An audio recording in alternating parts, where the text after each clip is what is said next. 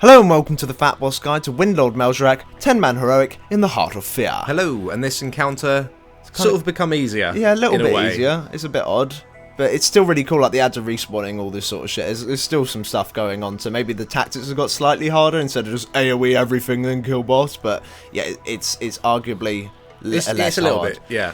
Now, before we go into this guide, please make sure you do familiarise yourself with all the normal mechanics. All the ads do the exact same abilities and whatnot. So if you haven't seen our normal mode guide, do click up on the annotation on your screen now and it'll take you straight to that video.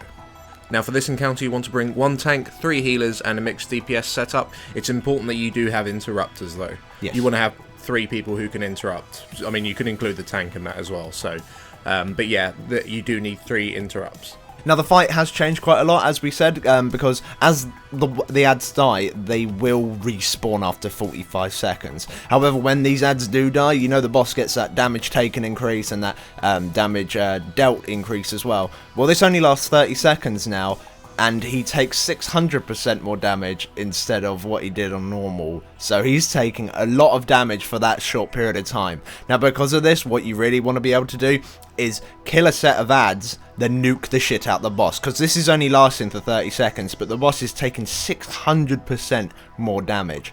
So really the whole fight revolves around doing a rotation of killing 1 set of ads, nuke the boss for the debuff, then kill the second set of ads, nuke the boss for the debuff, and then that first set of ads would have respawned. Now this does mean that you leave 1 set of ads out, and that is the Amber Trappers. Now the Amber Trappers, because they are a complete pain in the arse because they trap, they're just complete bastards. And this multiplied with Wind Bomb, that the boss will start activating around 75%. You are going to wipe. If you get trapped and a Wind Bomb's put on your head, you're pretty fucked. Yep. Because no one can come free you, and yeah, you're stood right in the middle. The Wind Bomb's stunned. Which means for this encounter, you want to stun 3 Amber Trappers from the pool and keep them stunned throughout the whole fight. You never let them come free. You just constantly keep them 3 stunned. Which means you're going to have 3 Battle Menders active, which means you need to constantly interrupt all 3 of them. You need to assign 1 player per ad to interrupt.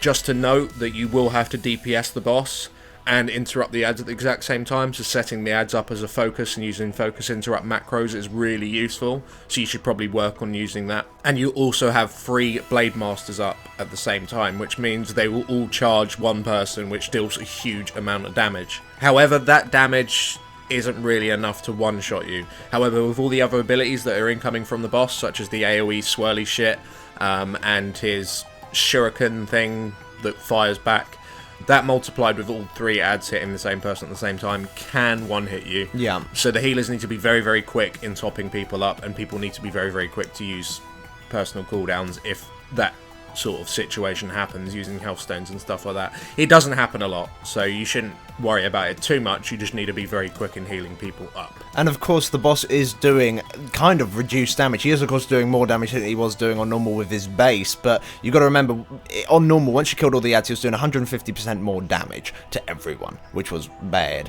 So on this, he will only ever have a 50% damage increase on his moves. So in theory, the damage coming from the boss from his AoE abilities and his Hunter Glaive ability as well is actually lower than it is on the second, well, the Wind Bomb phase on normal, if you want to call it a phase. So really, it isn't as much damage as you might think it is when you first pull the boss, so it's not too much of an issue. Now, when you do pull the boss, basically, it's all about just CCing those 3 sets of ads, and then AoEing all the ads on top of the boss, just like you do on normal mode. However, once all the ads are kind of halfish low, you want to single target down 1 set of ads, and it's up to you which ones you want to pick first. But if you what I recommend is, if you're going to nuke the boss with a Bloodlust, then I would get rid of the Battle Menders, because that means that you can get the most DPS uptime without having to try and interrupt if that uses up your energy, or if you haven't got the focus macro set up properly, then that's just a pain in the ass. So if you are going to Bloodlust for the next one, try and kill the Battle Menders first, so you don't have to deal with any of their shit, so you don't have to do a master spell or anything like that. It makes it nice and easy for that. So as soon as you have killed this first set of ads, ideally the Battle Menders, you want to Bloodlust, nuke the boss down, and after your 30 seconds of nuking, the boss will probably be pretty low. He'll be sub 75%. If he isn't, then your DPS is atrocious. But once he is sub 75%, the Wind Bombs will start coming in, and you need to do what you did on normal. Just avoid the Wind Bombs and nuke the boss. And then it's just a rotation of kill ads, nuke boss, ads respawn, kill ads, nuke boss. And that's more or less it until the boss dies.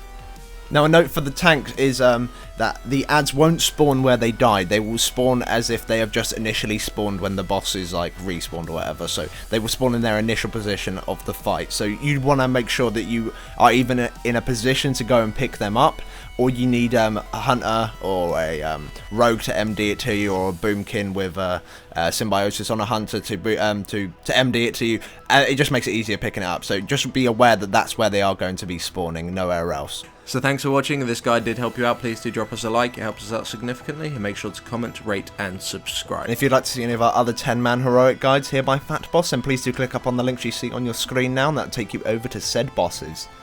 Thanks for watching. Jazz.